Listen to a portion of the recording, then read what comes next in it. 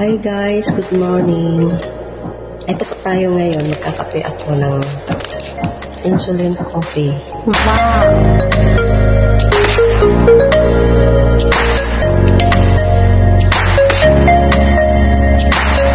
Kasi ito lang yung nakapababa ng blood sugar ko.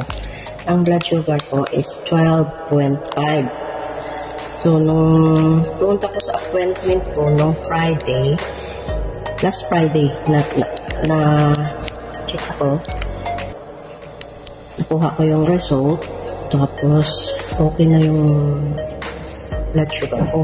Bumaba na siya, naging 5 na lang. So, maganda talaga yung coffee.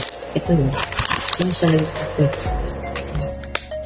Kaya tuloy-tuloy ko lang ito siyang inumin, guys. Tuloy-tuloy ko lang talaga. Ituloy ko na kasi parang natulong naman sa akin. Kaya, dire-diretso na lang yung inom.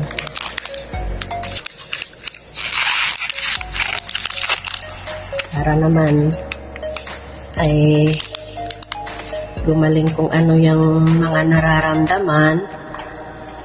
Kaya, yun lang, inom lang. Sarap din siya. Nagsisisi sa sa lasa niya. Wow! Tsaka, sa Pilipinas to guys is 270. Dito naman sa Hong Kong is 50 peso, $50 yung isang pack. 10 piraso na po yung laman sa isang pouch. Subukan nyo to guys, ang ganda nito. Bestseller ko talaga to dito. Itong insulin coffee, tsaka yung gluta coffee, at saka yung green coffee. Yun ang pinaka best na seller ko dito sa sa Hong Kong, yung coffee. Kasi madali lang siyang makaipit. Yung green coffee naman, maano lang siya, kailangan mo lang siyang inumin na wala ka pang kain. Pagkatapos mga 30 minutes bago ka kumain ng agahan mo. Ito naman insulin. Sinasabay ko siya sa breakfast ko. Malakas ang kumain guys. Nakain ko ng 3 slice ng bread. Tapos itong coffee. Hanggang tanghali na yan.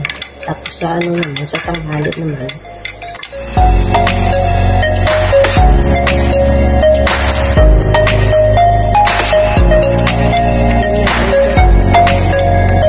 Meron kayong blood sugar na mataas dyan, at saka may maganda rin siya sa sa kidney.